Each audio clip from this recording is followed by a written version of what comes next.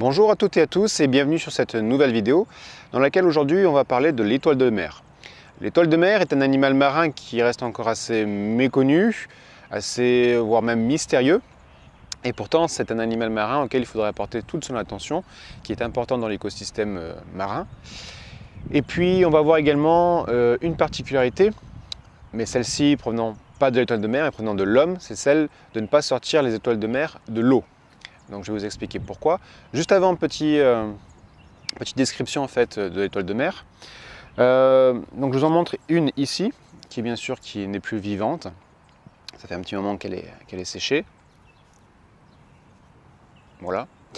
Et donc l'étoile de mer, si vous voulez, c'est un animal marin qui fait partie de la famille des échinodermes. Alors ce sont en fait des animaux qui possèdent des peaux avec des épines, d'où le nom échinoderme. Il faut retrouver dans la même famille notamment les oursins et par exemple les concombres de mer aussi, qui sont très importants pour l'écosystème marin et pareil qui est très négligé. Donc justement cet animal possède bien des yeux. C'est une chose auquel on ne s'attend pas parce qu'on ne le voit pas comme ça à l'œil nu. Donc ici vous avez par exemple 5 bras. Sur ces 5 bras, au bout des 5 bras, justement, l'étoile de mer possède des yeux qui lui servent justement à se déplacer. Sans les yeux, elle ne pourrait pas retrouver son chemin, même à une distance très courte. Elle possède des yeux au même titre que la coquille Saint-Jacques. La coquille Saint-Jacques qui est un des aliments favoris, préférés de l'étoile de mer, justement. C'est-à-dire qu'en fait, l'étoile de mer raffole en fait des mollusques.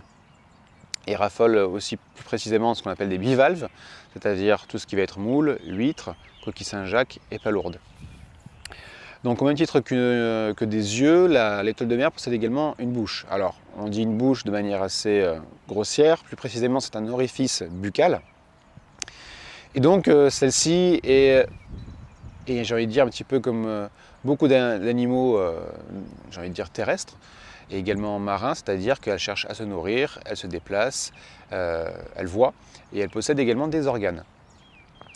Donc au niveau de l'alimentation, comme je l'ai dit, elle raffole donc des bivalves, mais sinon elle vient manger également des carcasses de petits poissons, également des algues, des petits crustacés comme notamment des crabes ou des gastéropodes comme l'escargot de mer, et mange également donc du corail. Elle ne possède pas de cerveau, mais possède un système nerveux assez complexe, comme d'autres animaux marins.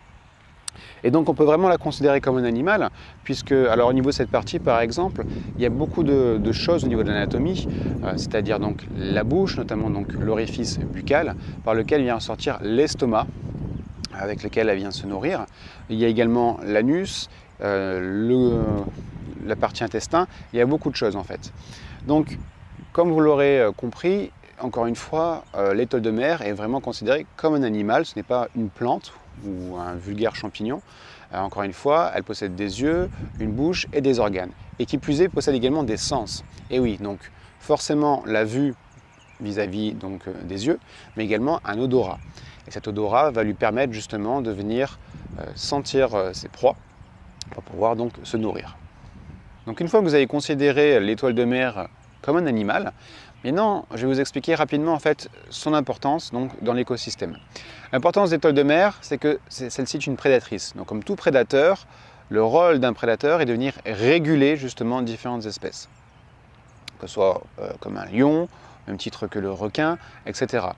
Donc si vous voulez, son rôle principal est de venir justement maintenir un équilibre dans l'écosystème. Ce qui veut dire que s'il n'y avait plus d'étoiles de mer demain, ce serait encore une fois un maillon de la chaîne qui serait rompu et donc ce serait un problème pour ne pas dire une catastrophe. Même s'il est vrai que différentes espèces dans le monde sont devenues également des espèces invasives pour différentes espèces d'étoiles de mer, mais au même titre que c'est la même chose pour plein d'autres espèces animales comme végétales.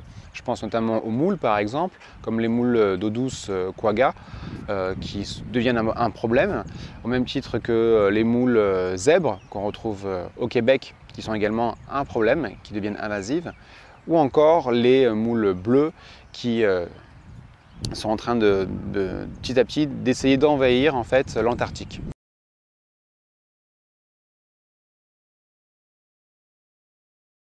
Maintenant, on va pouvoir venir directement au vif du sujet, c'est-à-dire sur la question pourquoi il ne faut pas sortir les étoiles de mer de l'eau?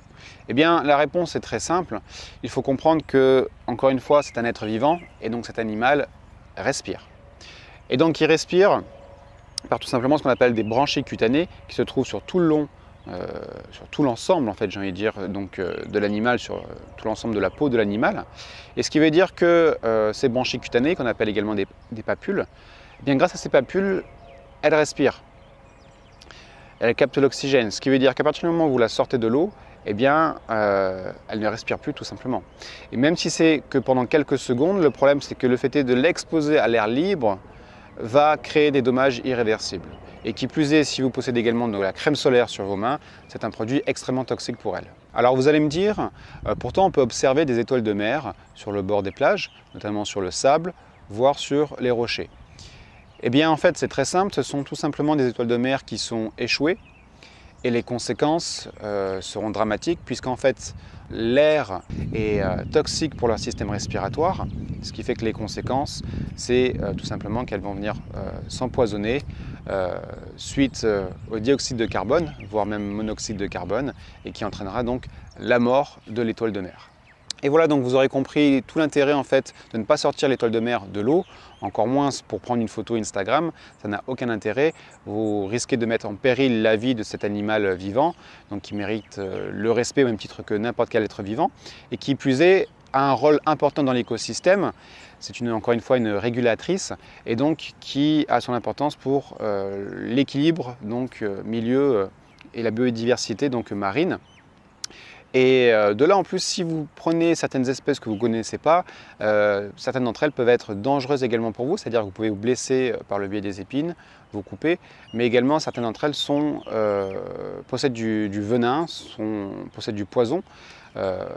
Donc je pense notamment à certaines espèces qui sont très venimeuses, qui sont invasives et très dangereuses également pour le corail. Et oui, parce que le pauvre corail, lui, pareil, il est tous les jours piétiné par l'homme, notamment dans les lagons, mais également il souffre du réchauffement climatique, de l'acidification des océans et de la sédimentation, et puis également donc, de certaines espèces invasives d'étoiles de mer qui viennent le manger.